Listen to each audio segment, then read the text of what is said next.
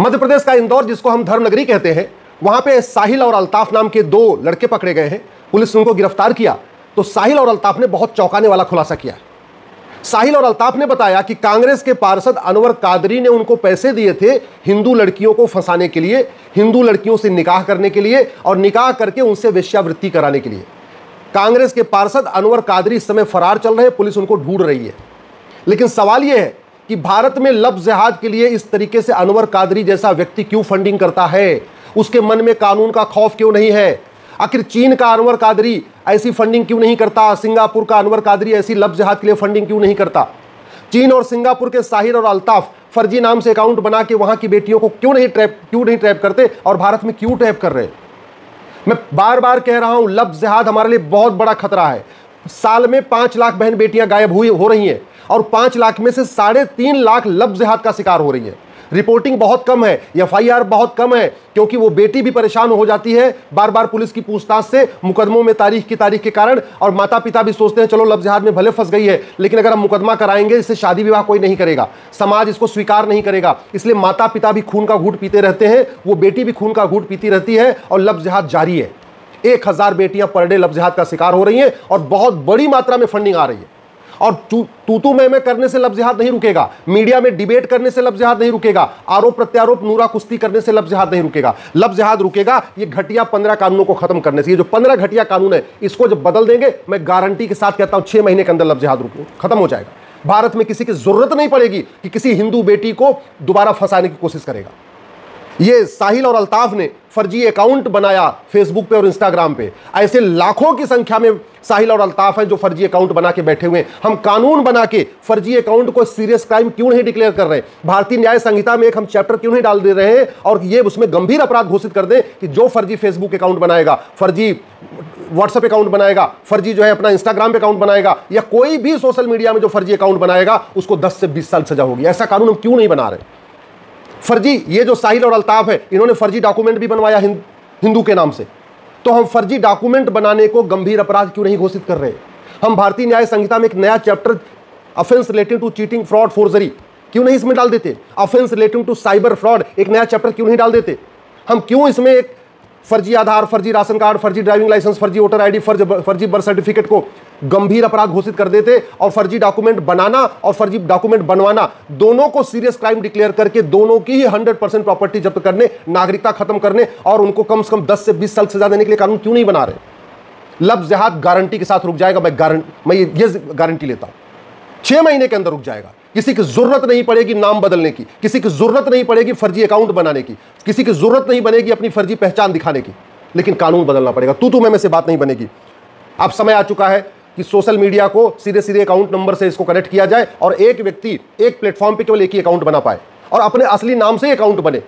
जिस नाम से उसका मोबाइल नंबर है उसी नाम से ही उसका फेसबुक अकाउंट होना चाहिए, उसी नाम से उसका इंस्टाग्राम अकाउंट होना चाहिए, उसी नाम से उसका ट्विटर अकाउंट होना चाहिए।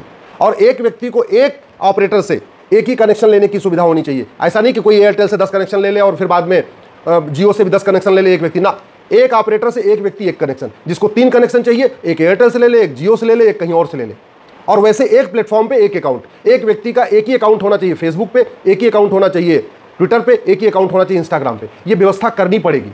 बेटियां हमारी गायब हो रही हैं, उनके माता पिता खून के आंसू रो रहे, उनके माता पिता रो रहे हैं, किसी को बता नहीं सकते कि मेरी बेटी लफ्ज़ जिहाद का शिकार हो रही है। और ये जो लफ्ज़ जिहाद चल रहा है इसके लिए बड़ी मात्रा में फंडिंग हो रही है। तो इसको अगर रोकना है, हमें हेट स्पीच को तुरंत डिफाइन करना चाहिए। इसमें एक चैप्टर डालना चाहिए, offence relating to hate speech.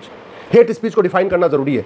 अजान की समीक्षा करना जरूरी है कि जो अजान में बातें कही जा रही हैं क्या वो ठीक है, क्या उससे रेडिकलाइजेशन बढ़ रहा है, क्या अजान के कारण पूरे देश में नफरत, पूरी दुनिया में नफरत फैल रही है, क्या जो अजान में बात कही जा रही है इससे हिंदुओं की धार्मिक भावना आहत नहीं हो रही है, जैन की धार्मिक भावना आहत नहीं हो रही है, बौद्ध की धार्मिक भावना आहत नहीं हो रही है। इसकी समीक्षा करना जरूरी है। अगर हम भारत को बचाना चाहते हैं, हमें एक राष्ट्रीय एकता अखंडता आयोग बनाना पड़ेगा, एक राष्ट्रीय समता समरसता आयोग बनाना पड़ेगा। जितनी भी रिलीजियस किताबें हैं, जितनी भी मजहबी किताबें हैं, इनकी समीक्षा करना पड़ेगा। ये पता करना पड़ेगा कि कोई भी मजहबी किताब, कोई भी रिलीजियस किताब जो हेट स्पीच फैलाती हो, जो नफरत फैलाती हो, जो कन्वर्जन को प्रमोट करती हो, उसको बैन करना पड़ेगा। तब भारत बचेगा। तू मैं करने से, आरोप प्रत्यारोप करने से, नूरा कुश्ती बतौलेबाजी करने से भारत नहीं बचेगा। इसलिए कह रहा हूं, अपने सांसद से जाके मिलिए। अपने क्षेत्र, आपके क्षेत्र में जो लोकसभा के सांसद हैं, राज्यसभा के सांसद हैं, उनसे जाके मिलिए और उनसे कहिए संसद में इस मुद्दे पे आवाज उठाए। लफ्ज़ जिहाद में मात्र 1% केस रिपोर्ट होता है, 1% केस में FIR होता है। बेटियां आने के लिए तैयार नहीं होती।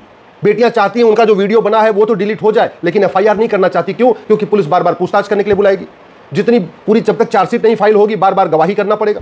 फिर कोर्ट में मुकदमा चलेगा 10 साल 20 साल, वहां बार बार जाना पड़ेगा गवाही देने। और जब गवाही देने जाएंगी तो सामने वाला वकील क्रॉस एग्जामिनेशन करेगा, उल्टे सीधे सवाल पूछेगा, कब मिली, क्यों ऐसे आई, क्यों बुलाने पे आ गई। दुनिया भर के मतलब छीछा लेदर हो जाएगी। जितना उसकी बेइज्जती लफ्ज़ जिहाद से नहीं हो रही है, उससे ज्यादा तो उस कोर्ट में हो जाएगी। रोज खबरें छपेंगी। तो क्या ये जो लफ्ज़ जिहाद में बेटियां शिकार हो रही हैं, इनको घर नहीं बसाना चाहिए? हम क्यों नहीं एक नार्को पॉलीग्राफ ब्रेन मैपिंग कानून बना देते कि लफ्ज़ जिहाद में फंसी बेटियों को कोर्ट नहीं आना पड़ेगा, सीधे सीधे जिसके ऊपर आरोप है उसका narco polygraph brain mapping test होगा और टेस्ट करके उसको सजा हो जाएगी। ये गवाहों के बयान, ये पूछताछ, ये क्रॉस एग्जामिनेशन, ये सिस्टम सड़ा हुआ सिस्टम हम क्यों नहीं बदल रहे? आखिर भारत जब बर्बाद हो जाएगा तब पुलिस रिफॉर्म होगा क्या? भारत जब बर्बाद हो जाएगा तब जुडिशियल रिफॉर्म होगा क्या? भारत जब बर्बाद हो जाएगा तब एडमिनिस्ट्रेटिव रिफॉर्म होगा क्या? भारत से सारे हिंदू खत्म हो जाएंगे तब यहां पे इन चीजों पे चर्चा होगी? हम समस्या पे चर्चा कर रहे हैं, अस्थायी समाधान पे चर्चा क्यों नहीं कर रहे? भारत में जिस तरीके से ये लफ्ज़ जिहाद बढ़ रहा है, जानते हैं इसके लफ्ज़ जिहाद के लिए बाकायदा ट्रेनिंग दी जा रही है। ट्रेनिंग कहां दी जा रही है? सबको पता है कौन से स्कूल है। क्यों हम इसको माइनॉरिटी को डिफाइन क्यों नहीं कर रहे? माइनॉरिटी का दर्जा हम क्यों नहीं खत्म कर रहे हैं सब लोगों का? सीधे सीधे इसमें कह दें भैया भारत में जो आदमी जिस समुदाय की टोटल संख्या 10 लाख है या 5 लाख है वो माइनॉरिटी कहलाएगा, उसके अलावा कोई माइनॉरिटी नहीं कहलाएगा। खत्म क्यों नहीं कर रहे इस कानून को? क्यों हम अल्पसंख्यक बहुसंख्यक कॉन्सेप्ट लेके बैठे हुए हैं? क्यों अल्पसंख्यक आयोग चल रहा है? क्यों अल्पसंख्यक मंत्रालय चल रहा है? क्यों मजहब के आधार पर नियम कानून चल रहा है? क्यों मजहब के आधार पर वक्फ बोर्ड, वक्फ ट्रिब्यूनल चल रहा है? क्यों मजहब के आधार पर माइनॉरिटी मिनिस्ट्री और माइनॉरिटी कमीशन चल रहा है? क्यों मजहब के आधार पर लोन वजीफा दिया जा रहा है? क्यों मजहब के आधार पर घर मकान दिया जा रहा है? ये भारत को बर्बाद कर देंगे ये कानून, तब ये कानून बदला जाएगा क्या? कौन बदलेगा इन कानूनों को? ये राइट टू एजुकेशन को हम राइट टू इक्वल एजुकेशन क्यों नहीं कर रहे हैं? One nation one education board क्यों नहीं बना रहे हैं? वन नेशन वन सिलेबस क्यों नहीं लागू कर देते? एनसीईआरटी किताब हर जगह क्यों नहीं लागू कर देते? क्यों नहीं हम कानून को बदल देते हैं कि भाई 10वीं तक यानी 16 साल तक के सभी बच्चों का सिलेबस एक समान होगा, सभी बच्चे एक किताब पढ़ेंगे? मदरसा उदरसा क्यों नहीं बंद कर रहे हैं? भारत के संविधान मदरसा इजाजत नहीं देता।